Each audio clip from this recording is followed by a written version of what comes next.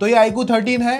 आज 90 days almost complete हो चुके हैं। ये फोन कितना अच्छा है कितना नहीं, और 90 डेज के अंदर क्या इशू, पॉजिटिव नेगेटिव जो भी होगा वो आज की इस वीडियो में आपको बता दूंगा। काफी टाइम से आप लोग इसकी वीडियो मांग रहे थे, लॉन्ग टर्म रिव्यू, और मैंने सोचा आज बेस्ट टाइमिंग होगा, क्योंकि अभी के टाइम पे देखो ना मार्केट में स्नैपड्रैगन 8 एलिट प्रोसेसर के साथ में बहुत सारे फोन लॉन्च हो चुके हैं, बट ये कितना ज्यादा इंटरेस्टिंग है। और रिसेंट टाइम में मैंने और भी कुछ फोन्स को रिव्यू किया था, तो वो भी हमको पता चल जाएगा। थोड़ा सा कंपेयर भी कर लेंगे मार्केट में जो फोन्स अवेलेबल है उस हिसाब से। सबसे पहले लुक्स एंड बिल्ड में लेकर तो कोई प्रॉब्लम नहीं लगी मुझे, अच्छी खासी बिल्ड क्वालिटी है। इस बार जो पीछे की तरफ है ना हल्का सा मैट फिनिश है ग्लास बैक पे, जो एकदम अच्छा खासा प्रीमियम लग रहा था इतने दिन होल्ड करने पर। इवन जो डिजाइनिंग है ज्यादा चेंज नहीं किया था iQOO ने, थोड़ी सी डिटेलिंग हल्की सी बढ़ाकर हमारे सामने लेकर आए। अभी यहाँ पर साइड में ये जो सिल्वर टाइप का एल्यूमिनियम फ्रेम मिलता है, ये भी रगड़ था, मतलब अच्छा खासा है। स्ट्रॉन्ग बिल्ड क्वालिटी है, सामने के बेजल्स भी एकदम पतले हैं। बाकी डिस्प्ले में जो फ्रंट की प्रोटेक्शन है भाई वो भी काफी अच्छी थी। एक आधा बार फोन गिरा है, लेकिन ऐसे कहीं हैवी सिनेरियो पे नहीं गिरा, मतलब ऐसे कंक्रीट वगैरह पे नहीं गिरा। मतलब स्टूडियो में एक दो बार गिरा,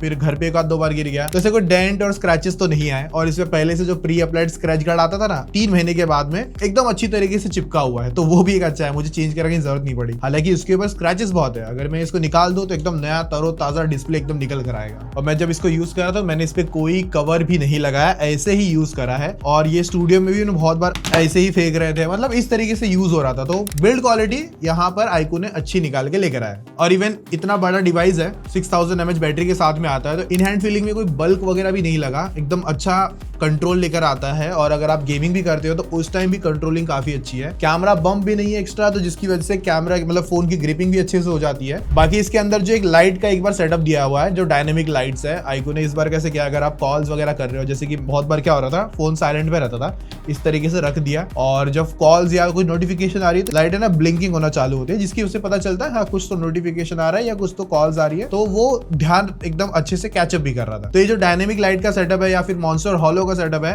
ये भी इस बार अच्छी तरीके से इंप्लीमेंट करके दिया है। मतलब ये ज्यादा कोई डिस्टर्ब भी नहीं करता चीजों को लेकर, और चीजें भी अच्छे से एकदम ऐसा मस्त दिखने मिलती है। बाकी ये फोन IP68 और 69 की रेटिंग के साथ में आता है, तो इस पर है ना मैंने मतलब बहुत बार हाथ गीले थे, खाना खाए हैं तो हाथ भी थोड़े से हो जाते ना, तो वो सब यूज करा भी है, तो भी ऐसा डिस्प्ले ने ऐसा नहीं कि रिस्पांस छोड़ दिया है, वहां पर रिस्पांस अच्छा निकालता है। और एक बार ऐसा भी करके देखा था, मतलब टैप वाटर के नीचे एकदम नल चालू है, फिर बाद में निकाला बाहर, तो यूज कर रहा हूँ, अच्छे से चल रहा है। इवन होली के टाइम पे भी डिवाइस यूज हुआ था, और वहां पर पानी वानी में भीग भी रहा था, और आराम से मतलब डिस्प्ले यूज हो रहा था। तो वो मिस टच वाला जो इशू है ना वो नहीं है, मतलब अगर आपके हाथ गीले रहेंगे तो उस हिसाब से अच्छा सर्वाइव कर रहा था। अभी जो एक क्वेश्चन था इस फोन को लेकर बहुत ज्यादा निकल कर आया था जब से फोन लॉन्च हुआ था, डिस्प्ले गैप इशू का। तो देखो इसको लेकर मेरा ये कहना है, इवन मैंने बहुत सारे कमेंट्स भी पढ़े आप लोगों के, और जो वीडियो के नीचे आए थे, और भी कहीं जाके जितना डेटा रीड कर सकता था, उस हिसाब से मैं यहाँ पर वो कंक्लूजन के साथ में आंसर भी समझाऊंगा। तो देखो ये जितना मैंने पता किया था ना, स्टार्ट के जो फोन्स थे, जो स्टार्ट के यूनिट कुछ बने होंगे, उनमें वो इशू था।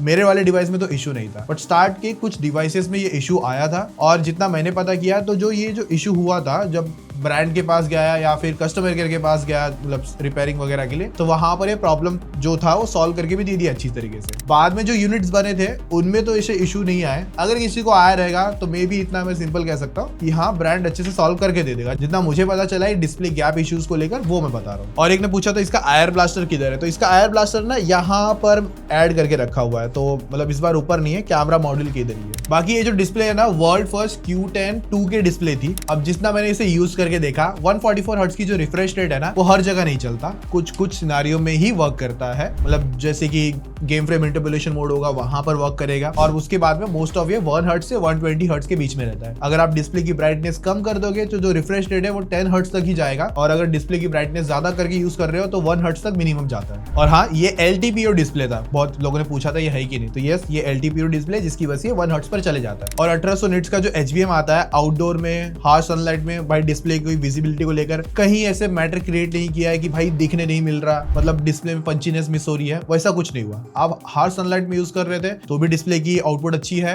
इंडोर में भी कोई इशू नहीं है। कंटेंट देखते हो, चाहे वो रील्स हो गया, चाहे वो मूवीज हो गई, जैसे कि नेटफ्लिक्स पर हो गया, तो वहां पर हमने इस पे बहुत सारी वीडियोस देखी थी, मैंने मेरी टीम ने मिलकर, तो ये डिस्प्ले काफी अच्छी तरीके से वर्क करता है, कलर्स भी अच्छे आते हैं, एक्यूरेट आते हैं। इवन जब लो लाइट सिनेरियो पे इसके डिस्प्ले में ना एक सेटिंग आती है एंटी फटिग ब्राइटनेस करके, जो है ना आप डार्क सिनेरियोज, मतलब रात को जब सो रहे हो तो डिस्प्ले की ब्राइटनेस और कम चली जाती है, जिसकी वजह से आंखों में तकलीफ नहीं आती है। मतलब आई केयर जो होता है बेसिकली वो भी यहाँ पर सही था। और PWM डिमिंग है उसको भी फुल रख के यूज किया था, उसकी वजह से जो आंखों में स्ट्रेन वगैरह आना रहता है ना, तो एज सच तो कोई महसूस नहीं हुआ, सही बताऊं। और जो स्पीकर आउटपुट है डुअल स्टीरियो स्पीकर के साथ में, वो भी अच्छा है। 60-40 का रेशियो है, बट मैंने इसे 50-50 कर दिया था डिस्प्ले की ऑडियो की सेटिंग में जाकर। आप भी अगर करना चाहो तो कर सकते हो, बस इस तरीके के मेथड को फॉलो कर लेना। और जब ये डिस्प्ले यूज हो रही थी तो यहाँ पर हमने इसे 2K में रख के यूज करा है। जो कलर्स होते हैं डिस्प्ले के, वहां पर इसे ब्राइट में रख के यूज किया था, जिसकी वजह से कलर्स और ज्यादा पंचीनेस के साथ में आ रहे, क्योंकि 2K रख के यूज कर रहा था मैं। बाकी इसका जो Type-C 3.2 Gen 1 आता है, मतलब एक कमेंट आया था कि इससे डिस्प्ले आउटपुट मिलेगा कि नहीं, तो मैंने ट्राई तो करके देखा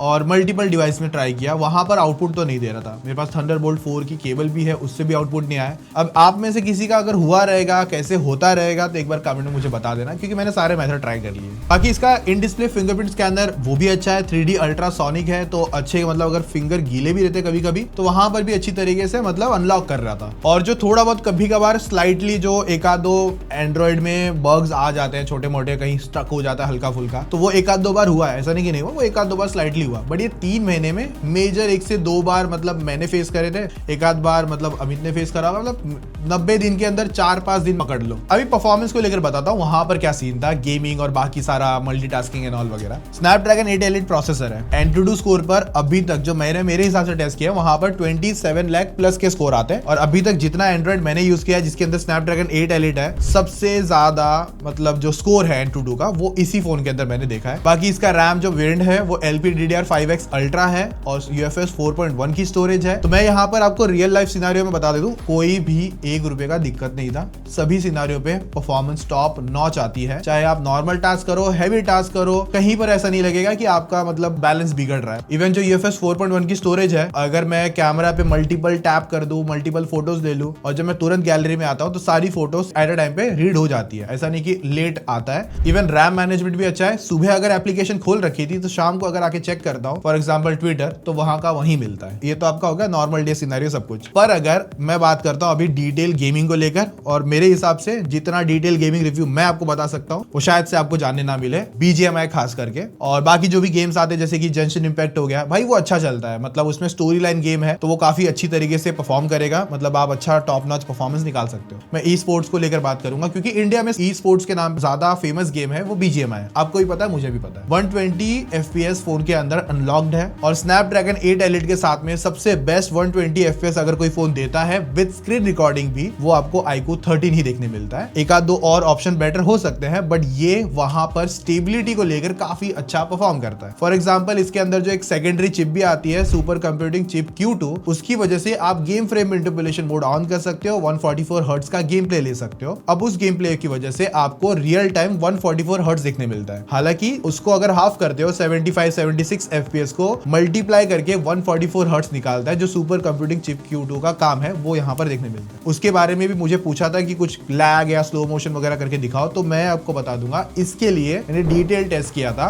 गेमिंग पाठशाला पर, तो वो वीडियो का लिंक आई बटन में दे दूंगा, क्लिक करके चेकआउट कर लेना। सब कुछ वहां पर बेहतरीन तरीके से पता चल जाएगा विद एग्जांपल्स। अभी ये फोन पे अगर मैं 120 FPS की जब मैंने गेमिंग स्टार्ट करी थी, इस पे टेस्ट भी किया था, 100% बैटरी चार्ज करके 0% तक लेकर आते हैं, तो वहां पर ये फोन 120 FPS की गेमिंग में 7 घंटा 6 मिनट चलता है, जो कि बहुत एक्सट्रीम है। और अगर आप इस डिवाइस से जैसे कि हॉट ड्रॉप वगैरह पे कूद रहे हो, स्मोक डाला है, उसका स्मोक का जो रेंडरिंग एनिमेशंस होगा, वो सब चीजों को बहुत ज्यादा ना इफेक्ट करता है। तो ये फोन वहां पर भी बहुत ज्यादा अच्छी तरीके से चल रहा था। और ई स्पोर्ट्स के लिए यहाँ पर जो प्राइसिंग पर ये फोन आता है, वहां पर तो मैं कहूंगा एक one of the best option निकल कर आता है। 3.7 की जो नई अपडेट आई है, वहां पर भी जब मैंने इस पे ट्राई करके देखा था, रिसेंट टाइम पे वो अपडेट आई थी, उसकी गेमिंग अपडेट वीडियो आपको जल्दी ही गेमिंग पाठशाला पर मिल जाएगी। अगर आ गया रहेगा तो आई बटन पे वीडियो है, क्लिक करके डिस्क्रिप्शन चेक कर लेना। तो अब जब इवेंट पे कूद रहे थे तो बहुत अच्छे से स्टेबल करके, मतलब मैंने कहूंगा कांस्टेंट 120 आता है, 115-120 तक के FPS ऊपर नीचे होते हैं। जो 5 से 10 अगर FPS भी ऊपर नीचे होते हैं ना, तो उसको हम लोग लैग ऐसा ड्रॉप नहीं कहेंगे, वो अच्छा ही परफॉर्म कर रहा है बेसिकली। क्योंकि 110 से 120 वाला जो FPS का जो गेम प्ले है वो आपको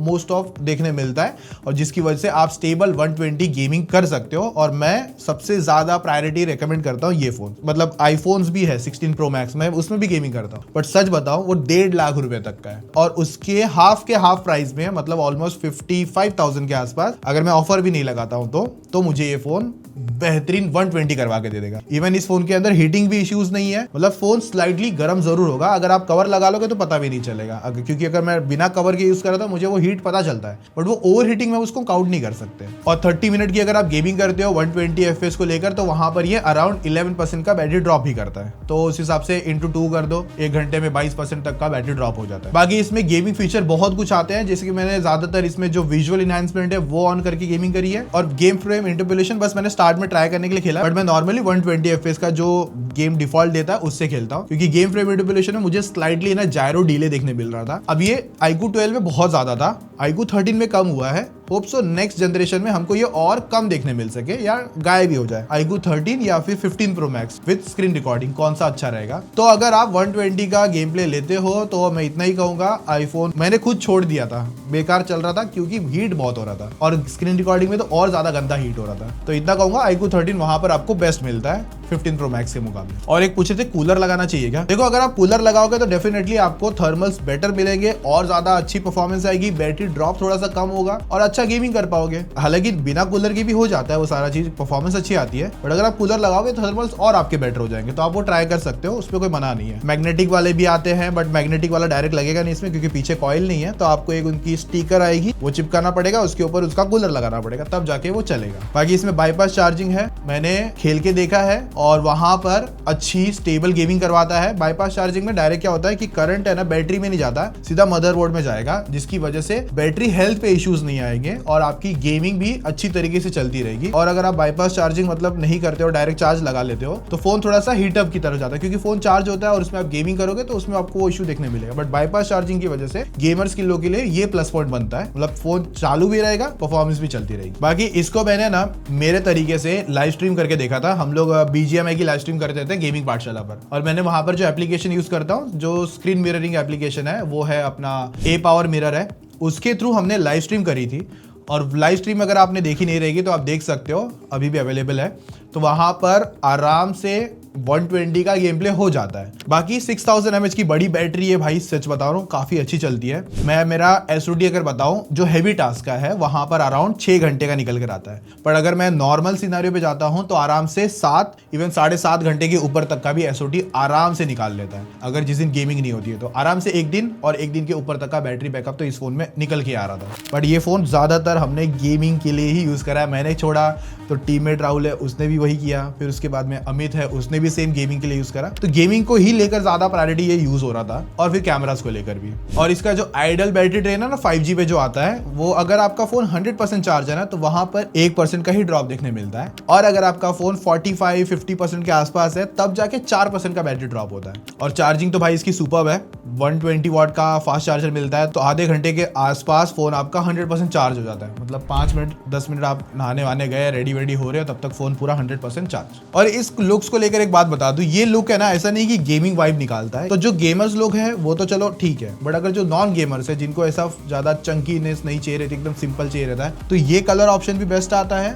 और जो दूसरा ब्लैक कलर ऑप्शन है वो भी आप आराम से देख सकते हो। तो देखो कैमरास को लेके नंबर जितने भी ना वो सारे ही अच्छे निकल कर आते हैं, चाहे मेन, अल्ट्रा वाइड और आपका पोर्ट्रेट लेंस हो गया वो भी अच्छा है, और इवन सेल्फी के नंबर्स भी। मैं आपको सीधा आउटपुट बताता हूँ कैसा निकल कर आया। तो अब मैं सबसे पहले पोर्ट्रेट्स को लेकर बात करूंगा। आई प्लीजिंग निकल कर आता है, तो आप मतलब पोर्ट्रेट लेंस पे जब फोटोज वगैरह ट्राई करते हो, चाहे 2x का टेलीफोटो हो गया, क्योंकि जो इसके अंदर पोर्ट्रेट की जो शॉट्स आते हैं, जो वीवो का एल्गोरिदम है यहाँ पर iQOO के पास आता है, और जिसकी वजह से आप बेटर पोर्ट्रेट्स खींच सकते हो, लो लाइट और इवन जो एज डिटेक्शन है वो भी अच्छे आ जाते हैं। स्लाइटली कुछ फोटोज में नेगेटिव हो सकता है, कुछ ऊपर नीचे हो सकता है, पर अगर मैं 10 फोटो में से बात करूं, 8 अगर आप पूरी फोटो खींचते हो तो आपको बेस्ट रिजल्ट ही देखने मिलेंगे। इवन इस फोन का जो लाइटिंग कंट्रोल है ना वो भी अच्छा है, जिसकी वजह से एक्सपोजर पीछे बैक में ना वॉश आउट नहीं होता, तो वहां पर भी अच्छा देखने मिला। और जो मेन कैमरा से अगर आप नॉर्मल अपना आर्किटेक्चर या फिर बिल्डिंग वगैरह या फिर नेचर वगैरह की फोटो खींचते हो तो वहां पर भी काफी अच्छे पॉजिटिव नोट मिलते हैं। और ह्यूमन सब्जेक्ट्स पे जो स्किन टोन्स, कलर्स है, डिटेलिंग है वो भी अच्छी आती है। सेल्फी की आउटपुट भी यहाँ पर आपको अच्छी मिलती है।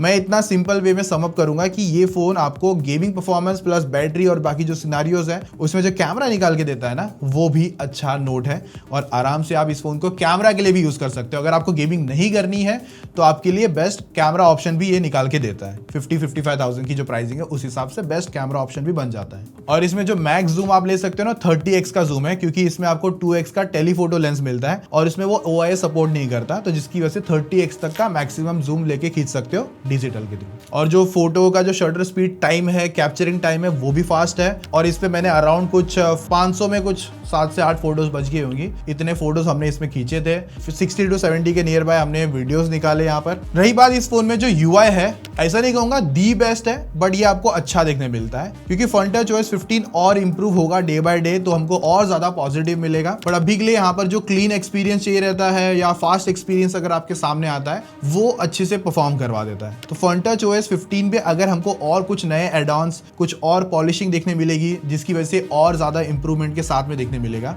हालांकि 4 साल का OS अपडेट इसके अंदर आपको मिल जाएगा, प्लस 5 इयर्स की सिक्योरिटी पैचेस अपडेट है। एनिमेशन वगैरह में सब में मुझे पॉजिटिव लगा। और जो सर्कल टू सर्च आता है, जो काम की चीज है, वो भी इसके अंदर है। चाहे आप सॉन्ग फाइंड आउट करना चाहो तो वो भी कर सकते हो। इस फोन पे जो अपना बैकग्राउंड इरेजर है, जो बॉम्बर्स पीछे आ जाता है ना, जो आपको लगता है कि नहीं काम के, तो वो भी बहुत अच्छे से काम करता है। इसमें जो क्लीन अप है, बेसिकली क्लीन अप कह लो या मैजिक इरेजर कह लो, वो काफी अच्छी तरीके से इसमें वर्क करता हुआ दिखता है। बाकी इसमें इंस्टेंट कट आउट भी आता है। नॉर्मल किसी ह्यूमन की फोटो आपको अलग निकालनी है या फिर उसका PNG बनाना है या फिर आपको स्टिकर बनाना है तो काम में ले सकते हो। बाकी फोन की जो हैप्टिक्स है ना, वो आपको टाइपिंग पे और बैक एंड फॉरवर्ड और रिसेंट मेन्यू पे ही देखने मिलेगी। बाकी फोन के नेटवर्क्स वगैरह एकदम सॉर्टेड थे, मतलब इस फोन पे नेटवर्क्स की भी कोई इशू नहीं थे। जियो का सिम लगा के यूज किया गया था, कॉल वगैरह भी अच्छे से आ रहे हैं, नेटवर्क भी पावर में है, वाईफाई भी स्टेबल अच्छे से आता है। मुझे एज सच तो ऐसा कोई इशू देखने नहीं मिला। माइक की क्वालिटी भी अच्छी है, ईयरपीस की भी क्वालिटी अच्छी आती है। हालांकि मुझे कॉल रिकॉर्डिंग करने की जरूरत तो नहीं पड़ी थी, बट इसके अंदर अगर आप करना चाहो तो वो कर सकते हो बिना अनाउंसमेंट के। तो अगर फाइनल चीजों को लेकर बता दूं, इन 90 दिनों के अंदर या 3 मंथ्स का जो टोटल रिव्यू है, उस हिसाब से आज भी स्टिल बेस्ट गेमिंग परफॉर्मेंस वाला फोन है। कैमरा भी टॉप नॉच आता है, लुक्स वगैरह ये वाला व्हाइट कलर मुझे ज्यादा पसंद है, और डिस्प्ले की पंचीनेस भी अच्छी है। और ये जो सारी चीजें हैं, iQOO ने एक बेस्ट किलर प्राइसिंग में निकाल के रखी है, उसकी वजह से ज्यादा चीज मेरे सामने अच्छी देखने मिल रही है। और मैंने जो छोटे मोटे बग्स थे जो बता दिए कि हाँ वो आते हैं, जो कि ठीक है, वो कभी कभार कुछ ना कुछ देखने मिलता ही मिलता है। तो ओवरऑल अगर आप 50,000 तक की अगर ऑफर प्राइसिंग है, 52 तक समथिंग मिलता है, 55,000 का जो नॉर्मल प्राइसिंग है, तो अगर आपको ये मिलता है, आप अगर ग्रैब करना चाहते हो आज भी, तो आप इसको डेफिनेटली देख सकते हो। 50 से 60,000 इवन 70,000 तक भी आपको best gaming option, even performance और कैमरा सब कुछ इसके अंदर देखने मिलता है। तो जो मेरे थॉट्स थे वो मैंने आपके साथ शेयर कर दिए। इनकेस आप में से कोई यूज कर रहा है iQOO 13 तो कमेंट में एक बार जरूर बता देना अपना थॉट्स, अपना रिव्यू एक सिंपल वे में, छोटा क्विक वगैरह करके, ताकि और हमको भी आइडिया आए और बाकी लोगों को भी पता चले। बाकी वीडियो अच्छी लगी है, लाइक शेयर सब्सक्राइब। गेमिंग की जो भी वीडियो है गेमिंग पाठशाला पर अवेलेबल है, सारी वीडियो के लिंक डिस्क्रिप्शन में डाल दूंगा। और इस पर मैंने एक कनेक्टर यूज किया था गेमिंग के टाइम पे Type-C के लिए, वो भी मैं डाल दूंगा, बहुत लोग पूछते हैं इसके लिए। और बाकी मिलते हैं और नई तगड़ी वीडियोस में, तब तक के लिए टेक केयर, बाय।